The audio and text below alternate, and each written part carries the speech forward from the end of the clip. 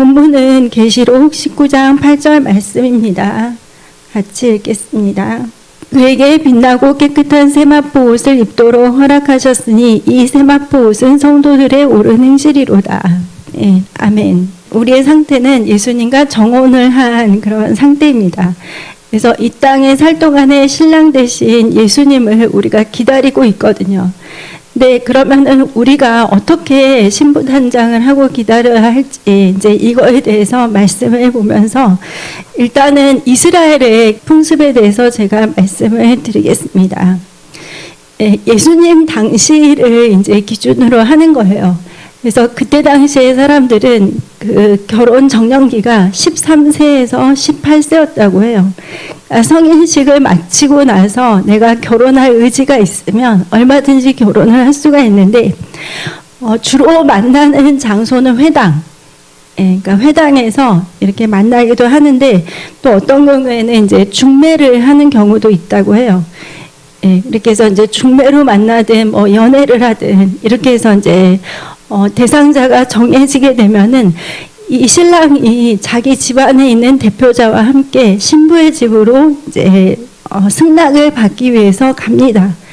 그래서 갈 때 세 가지를 가지고 가는데 포도주가 든 이제 가죽 부대를 하나 가져가고 그리고 신부의 값으로 치를 은과 금 그리고 이제 정원 서약서를 준비를 해가지고 이제 갑니다. 그 예비 신랑이 신부의 집으로 가게 되는데 이제 신부가 그 부모님한테 말을 하겠죠. 나는 결혼할 의사가 있다 없다 이렇게 해서 그래서 이제 신부의 부모님이 이걸 판단을 하는 거예요. 아, 얘가 지금 결혼을 할 수 있겠구나. 아니면 아직은 너가 부모를 떠나서 결혼할 만큼 성숙하지 않았다. 그러면 이제 결혼을 이렇게 승낙하지 않을 수도 있어요.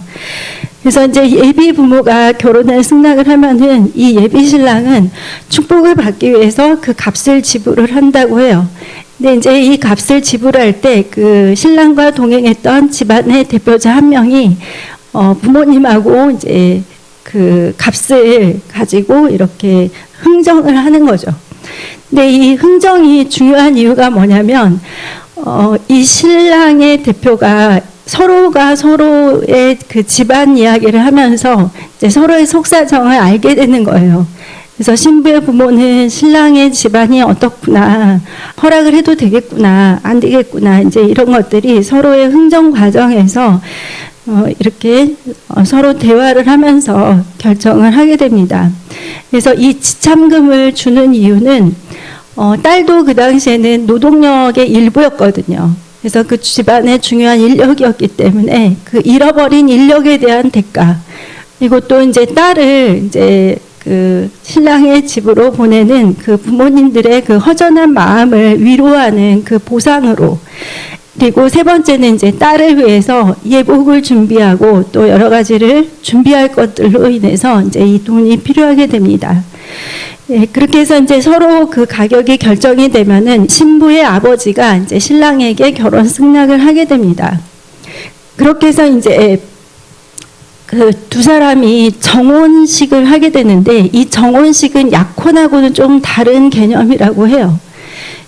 예, 그래서 신부의 아버지는 이제 주위에 있는 친지들을 다 모아가지고 이제 정혼식을 하는데, 이때 이제 신랑이 가지고 간 그 포도주를 이렇게 꺼내놓고, 그것을 컵에다가 이렇게 따른 다음에 이제 그 지참금을 신부의 값으로 이렇게 계산을 합니다.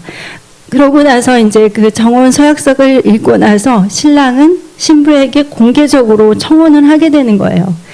그래서 나는 어떤 마을의 어떤 지파의 누구입니다. 결혼을 이렇게 청하니 결혼 청혼을 받아주시겠습니까? 이렇게 하면은 이제 신부가 어느 마을 어느 지파 누구는 그 청혼을 받아들입니다. 이렇게 해가지고 서로 이제 합의가 된 거죠. 그래서 그때 이제 같이 포도주를 나눠서 마시고 몇 방울은 이제 그 서약서에다가 떨어뜨리는데 이제 이것은 피로써 맺은 언약의 관계임을 이야기를 합니다.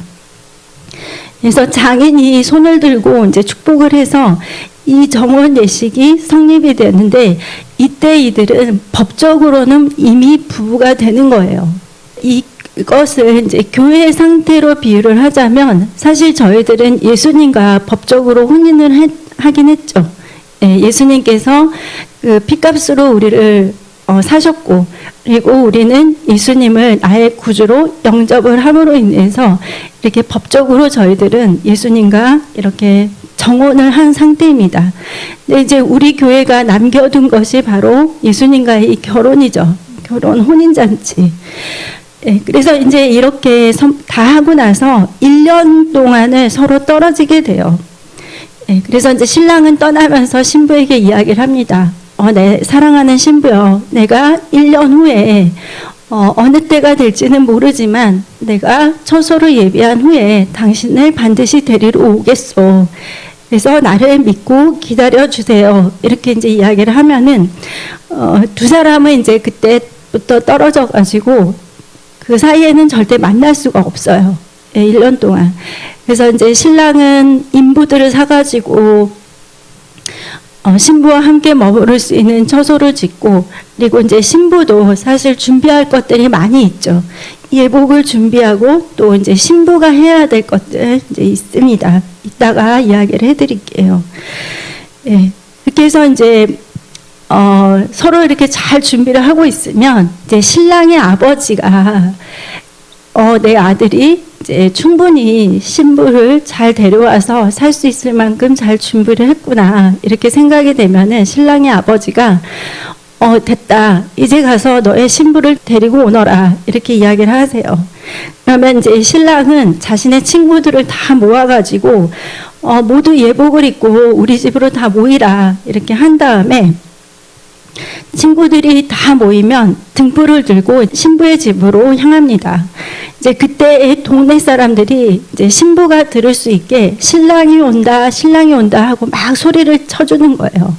그래서 신부가 혹시 잠들어 있거나 혹은 집에 없거나 그러면 안 되니까 그렇게 해서 온 동네가 다 들을 수 있게 이렇게 신부의 집에까지 들을 수 있게 소리를 지릅니다.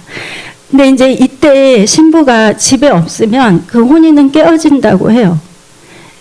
그러니까 뭐 신부가 우리는 정혼을 했고 또 나는 뭔가를 준비해야 해 하면서 집을 잠깐 떠날 수는 있는데, 그 1년이 가까워오는 그 결혼식이 아주 가까워오는 그때에는 정말 언제 올지 모르니까, 신랑이 언제 올지 모르니까 그때는 진짜 깨어서 항상 있어야 되겠죠.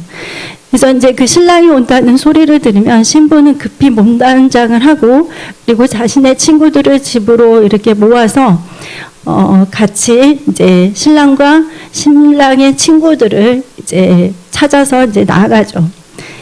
그래서 이제 모두 다 같이 이제 신랑의 집으로 향하는데, 이 가나의 혼인잔치 영화를 보게 되면은 이때 신부가 가마를 타죠. 그래서 신부는 이 발을 땅에 딛지 않고 가마를 타고 이렇게 공중에 들려서 신랑의 집으로 들어갑니다. 그래서 이것이 이제 바로 휴거 사건의 의미를 하는 것이죠. 그 다음에 이제 신랑과 신부는 신방에 들어가서 두 번째 결혼 계약서를 읽은 후에 이제 신랑이 신부에게 준비한 보석을 줍니다.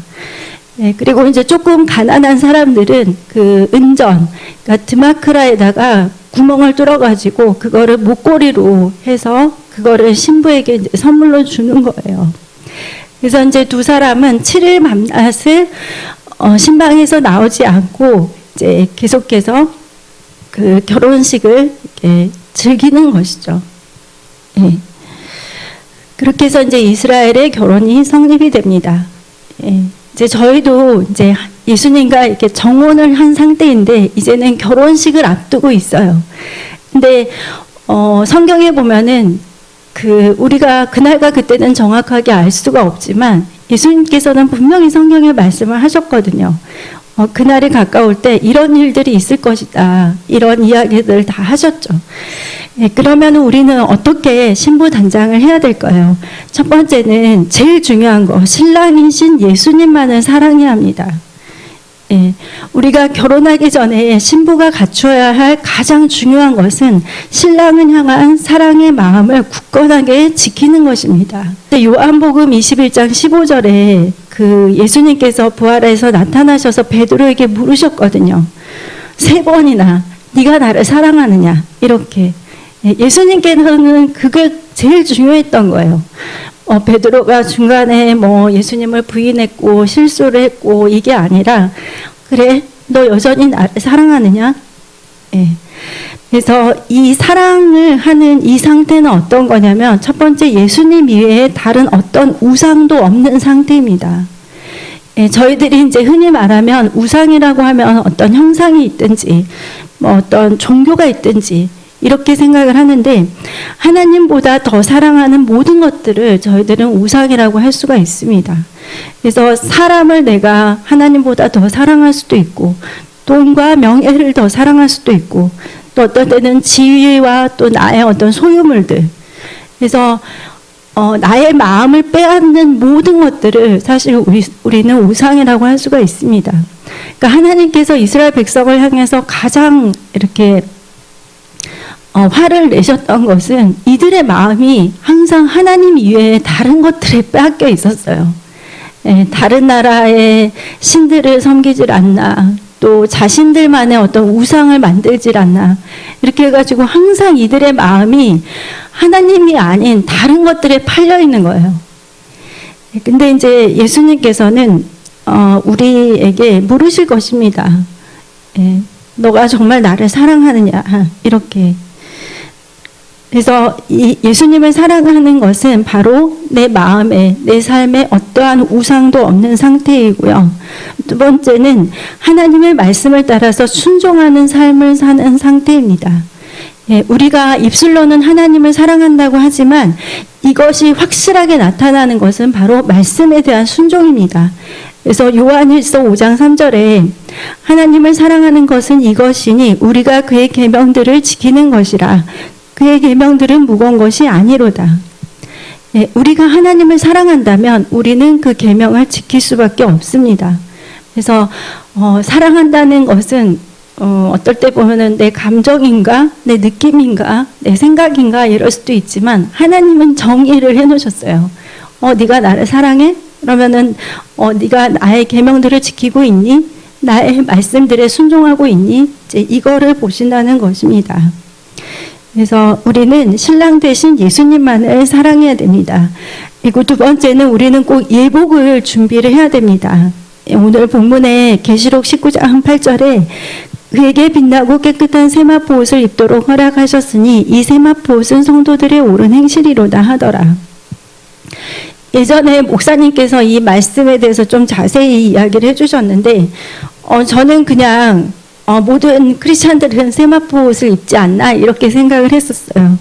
근데 이 세마포 옷은 성도들의 옳은 행실이라고 이렇게 말을 했는데 그 앞에 보면은 그에게 빛나고 깨끗한 세마포 옷을 입도록 허락하셨으니 이것이 허락하셨음으로 인해서 우리가 입을 수 있는 것입니다.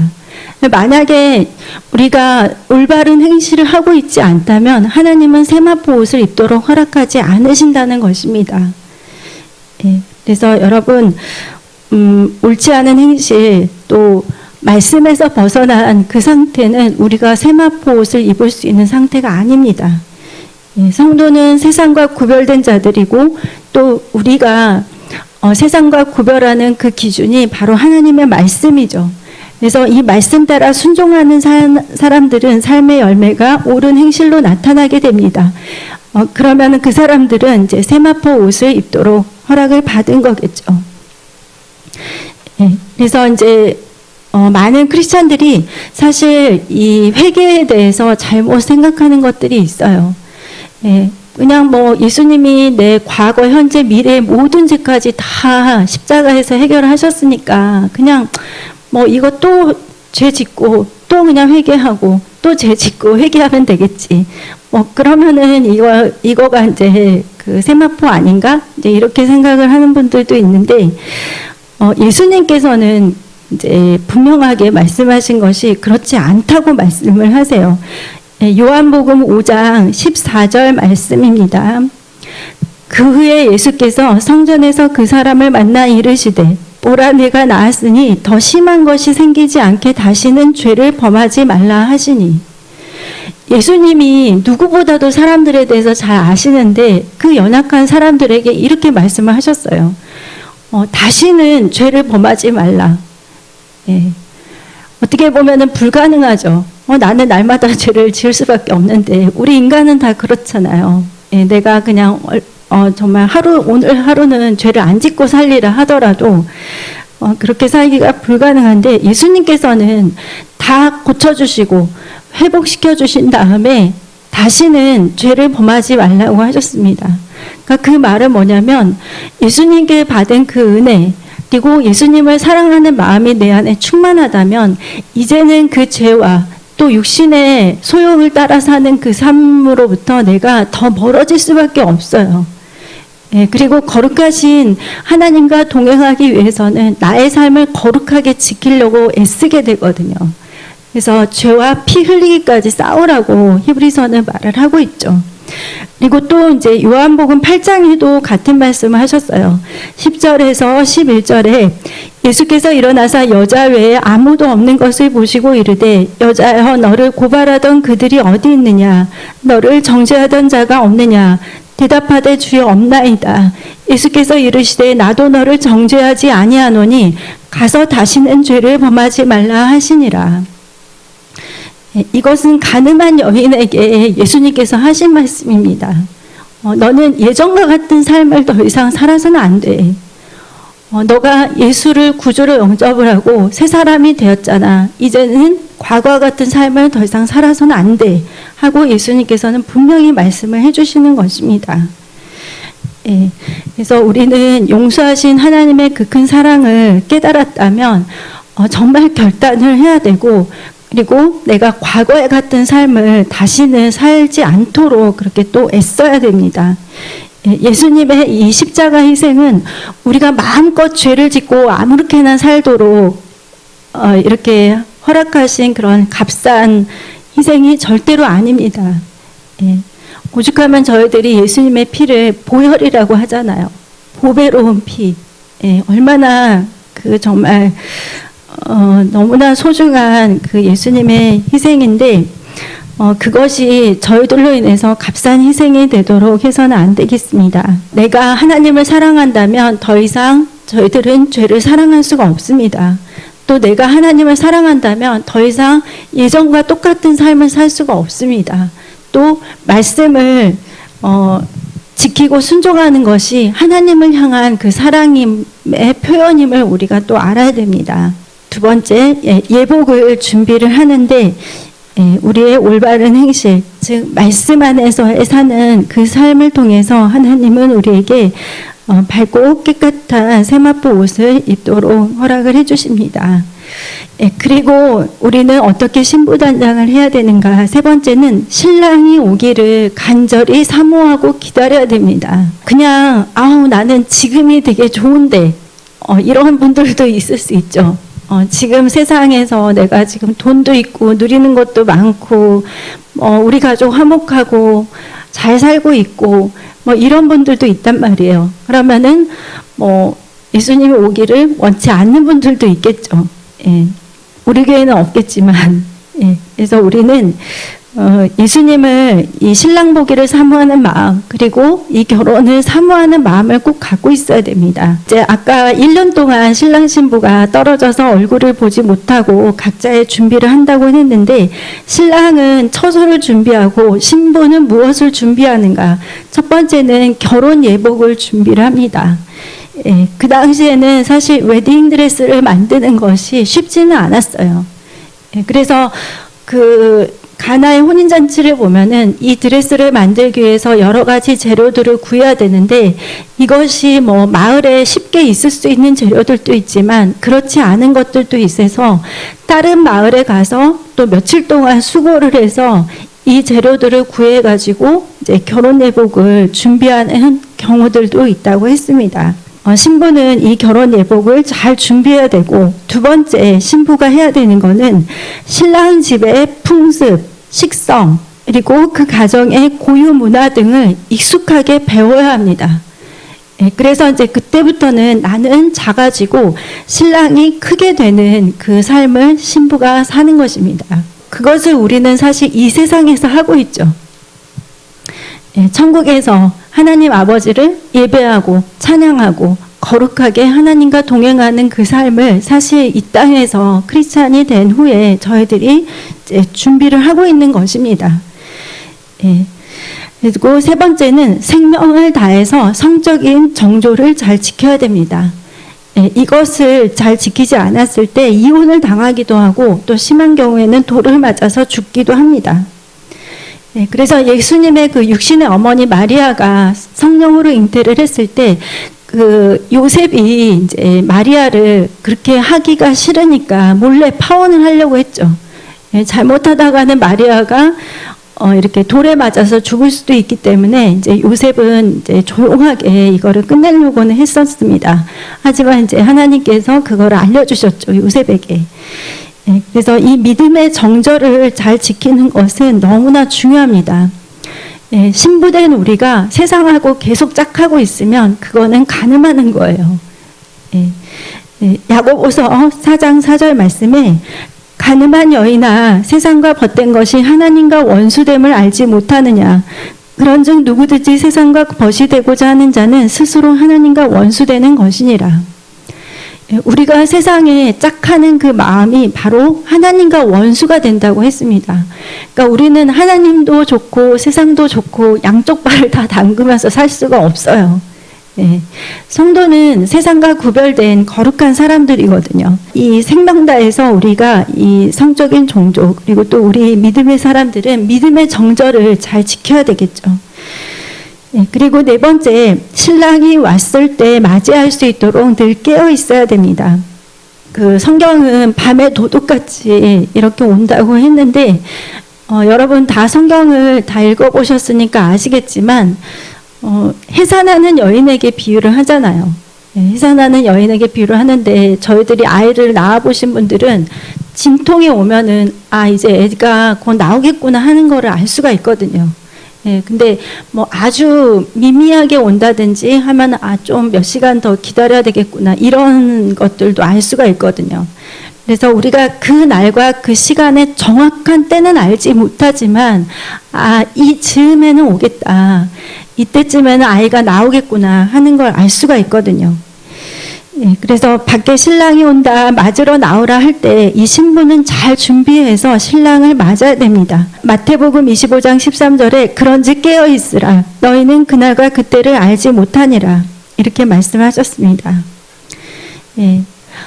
저희들이 이제 그 가나의 혼인잔치를 봤을 때 그때는 이제 신랑과 신부가 어느 정도를 기다려야 하나 이제 그거에 대한 부분은 안 나와 있는데 이제 이스라엘의 결혼 풍습을 보면은 한 1년 정도라고 해요. 처소를 준비하고 또 신부가 예복을 준비하고 신랑집 풍습을 익히고 또 이렇게 신랑을 기다리는 그 기간이 한 1년 정도. 그래서 그 기간이 있다는 것은 신랑과 신부 모두 다 알고 있는 사실이거든요. 그래서 어느 시가 되면은 이제 1년이 채워졌으니까 곧 신랑이 나를 데리러 오겠구나 하는 거를 알 수가 있습니다. 신부는. 우리는 어디를 통해서 알 수 있나요? 성경을 통해서 알 수가 있죠. 마태복음 24장, 마가복음 13장 이런 데 보면은 말세 징조에 대해서 하나님께서 자세히 말씀을 하고 계십니다. 미혹하는 일이 있고 난리와 난리 소문, 또 전쟁과 나라가 나라를, 민족이 민족을 서로 대적하는 일이 있고 또 기근과 지진과 또 실족함이 있고 미워함과 거짓 선지자들의 미혹, 불법이 성행하고 또 사랑이 식어지고 이런 것들이 또 많이 나타나 있습니다. 근데 저희들 지금 보더라도 그 모든 일들이 지금 일어나고 있다는 걸 알 수가 있죠. 그래서 우리는 우리가 육신의 죽음을 통해서든지 아니면 정말 그 휴거 사건을 통해서든지 예수님을 만날 시간이 매우 가까이 왔다는 것을 알 수가 있습니다. 그러면 이제 룻기를 통해서 신부가 어떻게 준비해야 되는지 한번 이제 살펴보겠는데요. 이 룻에게 있어서 시어머니 나오미는 그 신앙의 멘토 역할을 하죠. 그래서 룻이 결혼을 하기 위해서 어떻게 해야 될지를 나오미가 가르쳐줘요. 네, 그것이 룻기 3장 3절에 나와 있습니다. 그런즉 너는 목욕하고 기름을 바르고 의복을 입고 타작마당에 내려가서 그 사람이 먹고 마시기를 다 하기까지는 그에게 보이지 말고. 네, 첫 번째 이제 목욕을 하라고 이제 나오미가 했어요. 이거는 뭐냐면 우리가 하나님의 말씀에서 떠난 죄악들을 회개하고 그리고 예수님의 보혈로 정결케 우리를 준비하는 것입니다. 그리고 이제 기름을 바르라고 했죠. 네, 기름을 바르라는 것은 오직 성령으로 충만하라는 그 의미입니다. 네. 그러면 성령으로 충만하려면 저희들이 어떻게 해야 될까요? 내가 어떻게 하면 성령으로 충만할 수 있을지. 네, 첫 번째는 이제 육신의 생각을 비우고 영의 생각으로 나를 채워야 됩니다. 정말 맨날 성령으로 충만하면 정말 좋은데 예수를 믿은 후에도 육신의 생각들이 우리 안에 끊임없이 우리를 정복을 하려고 해요. 그래서 우리는 매일매일 예배 가운데 말씀 안에서 또 이렇게 찬양하고 또 기도하면서 성령으로 충만함을 채워야 됩니다. 네, 그럴 때 이제 어떤 미리 이루어지는 작업이 그거 있잖아요. 여러분 그 누구지? 우리 주일학교 학생이 저랑 그 집사님하고 같이 밥 먹는데 코끼리를 냉장고에 어떻게 넣는지를 그 물어보더라고요. 그래서 이제 냉장고 문을 연다, 코끼리를 넣는다, 냉장고 문을 닫는다. 기린을 어떻게 넣느냐 이렇게 물어보더라고요. 그래서 그러면은 냉장고 문을 연다, 기린을 넣는다, 냉장고 문을 닫는다 이렇게 이야기를 했는데 그 친구가 냉장고 문을 연다, 코끼리를 꺼낸다, 그 다음에 기린을 넣는다, 문을 닫는다. 그러니까 여러분 성령 충만함을 받으려면은 육신의 것들을 일단 다 꺼내야 돼요. 우리를 지배했던 육신의 생각들, 육신의 습관들, 하나님의 말씀에서 벗어난 모든 것들을 일단은 빨리빨리 제거를 하고 청소를 하고 그렇게 해야 됩니다. 그리고 나서 성령 충만함으로 채워야 돼요. 근데 어떻게 보면은 우리의 영육혼 이 모든 것들은 어떤 보관하는 용기와 좀 같다고 저는 생각이 들었어요. 그러니까 내가 접하고 듣고 내 스스로에게 채우는 것들로 내가 충만하게 채워지는 거예요. 그래서 내가 세상 뉴스, 세상 드라마, 세상 문화 이런 것들을 내 안에 다 채우면은 나는 성령 충만해지기가 정말 어려운 거죠. 하지만 내가 내 세상 것들을 다 멀리하고 하나님의 것으로 나를 채울 때, 그래서 예배로 또 하나님의 말씀으로 기도로 그래서 내가 육신에 충만해 있으면 있을수록 더 많은 것들을 채워야 되겠죠. 하나님의 것으로. 또 내가 하나님으로부터 멀어지고 떨어진 시간이 길면 길수록 더 많은 시간을 하나님하고 보내야 되겠죠. 그래서 이것이 바로 이제 성령 충만한 그 방법이고 또 우리는 성령께 항복을 해야 됩니다. 우리 안에 성령께서 내주에 계신데 내가 내 육신의 생각을 계속 주장하고 내가 계속해서 주인 노릇을 하면은 절대로 성령님께서 나를 주관하실 수도 없고 성령 충만할 수도 없습니다. 그래서 하나님 말씀이 나에게 왔을 때 내 생각은 내려놓고 쳐서 복종시키고 하나님의 말씀이 내 안에서 살아서 역사하도록 그렇게 해야 됩니다. 그래서 이렇게 성령 충만하는 것이 바로 기름을 준비하는 것입니다. 그리고 세 번째는 이제 의복을 입으라고 했죠. 결혼 예복, 즉 세마포로 단장하라는 것입니다. 그래서 성도들의 옳은 행실인데 정말 성도는 성도다운 삶을 살아야 되겠죠. 그 기준은 바로 하나님의 말씀입니다. 그리고 이제 또 에스더도 이 아하수에로 왕 앞에 나아가기 전에 한 1년 동안 이렇게 신부단장을 했거든요. 에스더 2장 12절에 보니까 처녀마다 차례대로 아하수에로 왕에게 나아가기 전에 여자에 대하여 정한 규례대로 12달 동안을 행하되 6달은 모략 기름을 쓰고 6달은 향품과 여자에게 쓰는 다른 물품을 써서 몸을 정결하게 하는 기한을 마치며 이제 많은 분들이 이 아하수에로 왕이 굉장히 나이가 많고 막 이렇게 해서 에스더가 너무 안 됐다, 뭐 젊은 나이에 나이 많은 그 왕하고 꼭 결혼을 했어야 됐고, 근데 이제 역사적인 그거를 이제 좀 살펴보면은 이 아하수에로 왕이 한 40대 초반 정도, 30대 후반 이렇게 될 수도 있고요. 그렇게 해서 그렇게 나이가 많은 사람은 아니었어요. 근데 이 사람이 또 굉장히 역사적인 그 사료들을 좀 보면은 분명하고 아주 그 뭔가 전쟁을 나가거나 뭔가 이런 걸 할 때는 굉장히 약간 좀 잔혹할 정도로 강하게 했는데, 또 자신의 범위 안에 들어오는 민족들, 그러니까 자신의 나라에 이렇게 포섭이 되는 나라 민족들에게는 굉장히 유한 정책을 펼쳤다고 해요. 그래서 그 나라와 그들의 어떤 종교를 인정해주고 또 문화를 좀 존중해주고 이렇다고 하더라고요. 근데 이 에스더가 이 아하수에로 왕에게 나가기 전에 한 1년 동안을 준비를 했어요. 그래서 6개월은 모략 기름을 써서 기름으로 자신을 단장을 했죠. 예. 이것이 바로 이제 성령 충만함이고, 또 6살 동안은 향품, 그리고 여자들에게 쓰는 그 물품으로 정결하게 하는 시간을 가졌습니다. 예. 그래서 이제 신부 단장을 한 것이죠. 1년 동안. 예. 그래서 여러분, 그 한 사람의 신부가 되기 위해서 정말 신부는 많은 노력을 합니다. 이 결혼식, 이 하루를 위해서. 네, 그리고 또 이 에스더도 그랬고, 룻도 그렇고, 또 왕의 부인, 왕비가 되기 위해서도 정말 열심히 준비하고 노력을 했죠. 네, 그러면 정말 만왕의 왕이신 예수님을 나의 신랑으로 맞이할 때 우리는 어떻게 준비를 해야 되겠습니까? 네. 그렇다고 이제 여기 집사님 남자분들이 나는 신부가 아니니까 나는 괜찮다, 이게 아니고 이제 예수님을 비유적으로 설명을 하는 거예요. 예수님과 우리의 관계를 신랑과 신부로 비유를 하는데, 그 신부들이 얼마나 이렇게 정결하고 또 깨끗하게 자신을 준비해야 되는지를 설명을 드리는 것입니다.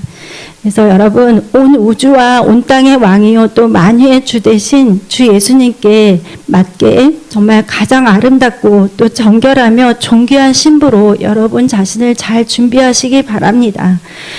모든 것들을 봤을 때 지금은 정말 예수님 오실 시간이 가까워졌고, 또 저희들은 많은 것들을 통해서 주님 만날 때가 매우 가깝다는 것을 알고 있습니다.